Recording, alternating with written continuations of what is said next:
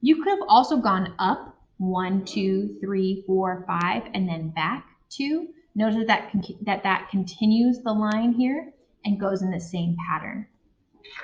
You've just switched where you put your negative. But we just need 2 points. Once I found them, I'm going to go ahead and connect them.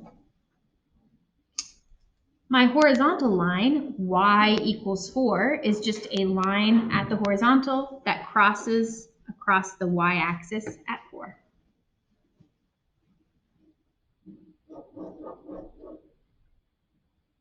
Our last one, x equals a number, is a vertical line. X equals -3 means that we're going to have a vertical line that crosses through the x-axis at -3. Hopefully all of this is very much a refresher. If not, then I would recommend that you go and try this at home. Okay, so now we're practicing making these equations. Example 5. Find the equation of a line that passes through the point 331 and has a gradient of 12. Write down the equation in gradient-intercept form. Gradient-intercept form is which of the following forms? Hopefully you chose the y equals mx plus b form. We have a gradient of 12, which means that m equals 12, and then we have a point. That is 331.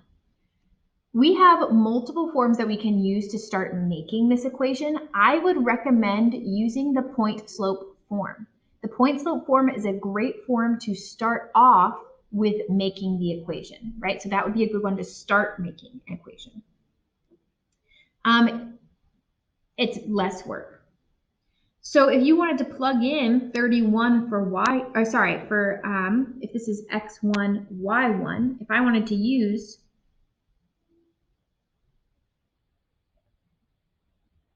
my point slope form, I would be using this form right here, and these are the numbers that I'm plugging in. 31 goes in for y1, so y minus 31 equals 12 times x minus 3. I want to put it in y equals mx plus b form, which means I need to isolate for y. I'm going to first distribute 12 out. Y minus 31 equals 12x minus 36. I then need to add 31 to both sides, and then I get y equals 12x minus 5. And that is your final answer.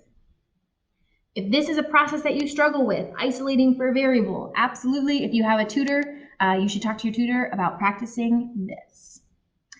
We're going to find a linear equation in C and F, knowing that when C equals 10, F equals 50, and when C equals 100, F equals 212. Solve for F in terms of C. F in terms of C means that I have F equals, and then I've got like numbers going on around C. That means that my input, my variable inside of the equation is going to be C. In terms of C means that like my X value is C. And solve for F means that you have F equals. So you'll see that a lot as we start to talk more about algebraic things, as we get into more algebraic chapters. Solve for this in terms of that means that you need to have F isolated equals and then C as like your X variable. Okay. So now we've gotten pairs of points. And remember that we talked about this at the end of our last chapter, or at the end of our last lesson, is that when you start to have pairs of numbers that go together, these pairs of numbers should start to be represented as notes, as points. I'm so sorry, guys. I'm struggling today. So this C equals 10 and F equals 50 should be represented as a point, and that point is 10, 50. C equals 100 and F equals 212 is represented as 100, 212. Solving for F in terms of C means that we're getting F by itself, which means it is kind of like your slope-intercept form.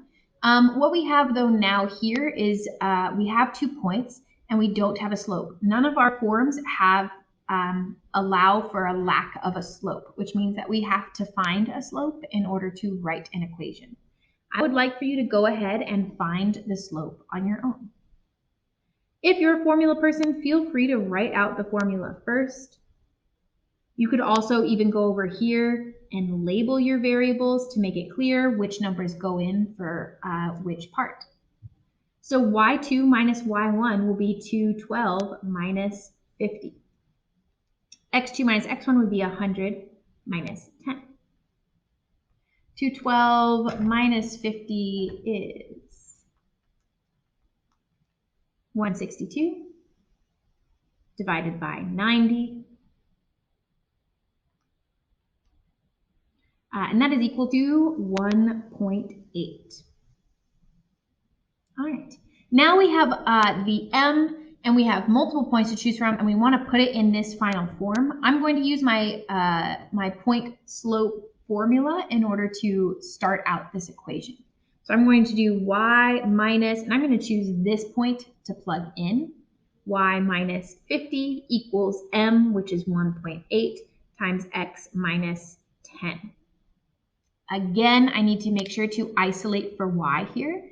Here, before we do that though, let's make sure that we've got the variables labeled appropriately. Remember that instead of y, we're using f, which still works because we put our Fahrenheit in for the y values. So make sure that if you decide that y is f, that your points also reflect that y is f. And then x is c.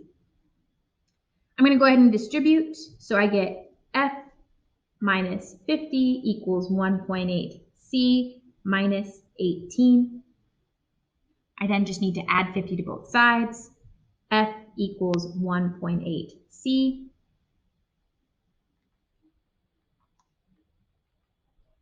plus 32. And that is your formula.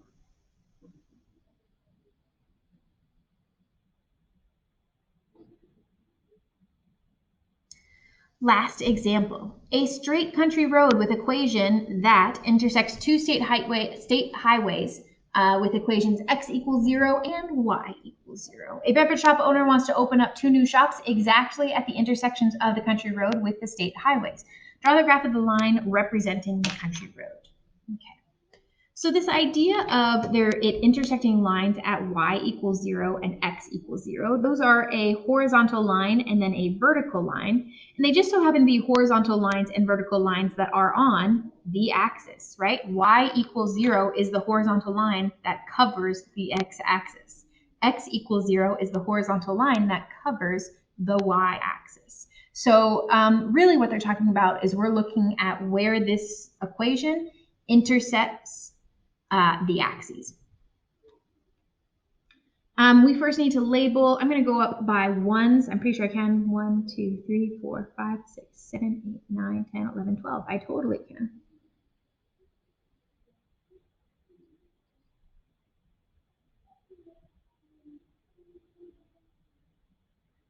Oh, no, no, no.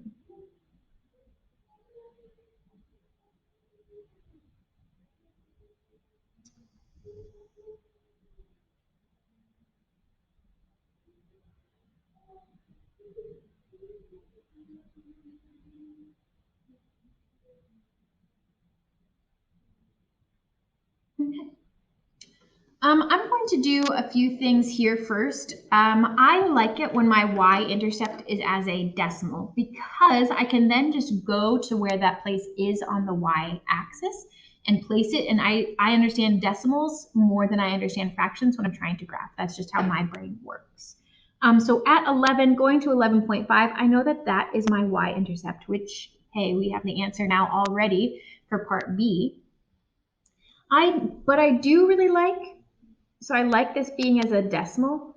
I really also like that my slope is a fraction. So I would rather have this as a fraction. To turn decimals into fractions, right, we take that decimal place, it's the hundredth decimal place, which means that we need to put this over 100, negative 75 over 100, right? Are we remembering that? I would like, though, for this to be simplified because I don't want to go down 75 and write 100. I would much rather have a simplified version of that fraction. So could somebody please, all of you please, go ahead and find the simplified version of that fraction. 0.75 as a fraction is 3/4, so negative 0.75 would be negative 3/4 x. Again, I'm still keeping this as 11.5 because that I like as a decimal, whereas my slope, I much prefer it to be in a fraction. Because now what I can do is I can go down 3, 1, 2, 3, and write 4. 1, 2, 3, 4. I could do it again. Down 1, 2, 3, right 1, 2, 3, 4. I now have, I only need 2, but now I have enough points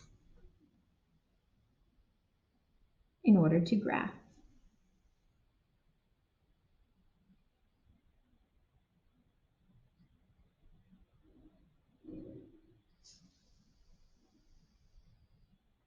Okay, so this is the country road. It's intersecting these highways there and here. What is that point? I do not know. Not yet.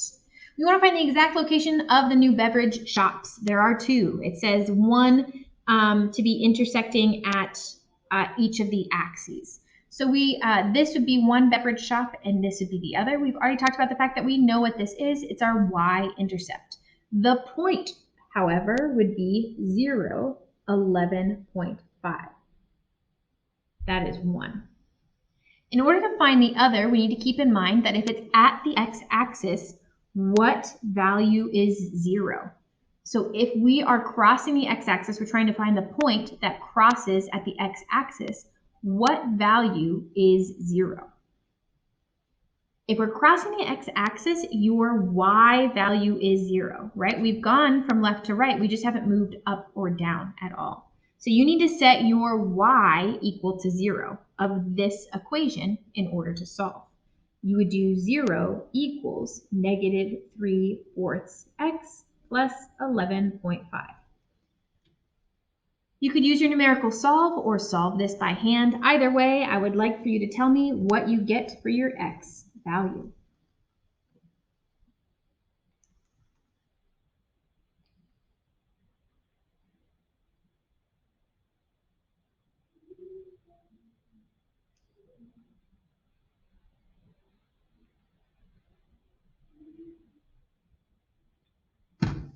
We end up to 3 significant figures getting 15.3,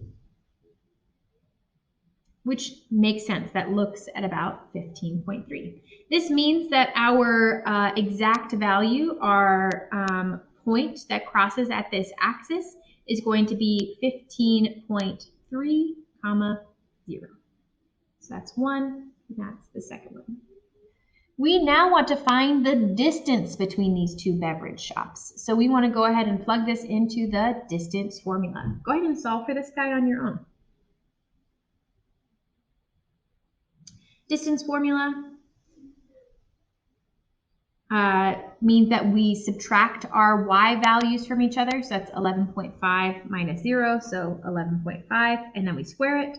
And then we subtract our x values from each other, which ends up just being 15.3, and then we square it.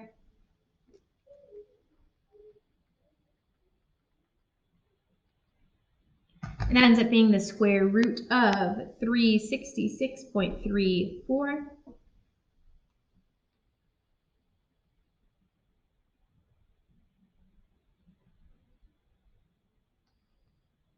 Taking the square root of that, we get 19.1. And it doesn't tell us measurements, like it doesn't tell us whether it's meters or anything like that, so we'll just leave it as 19.1.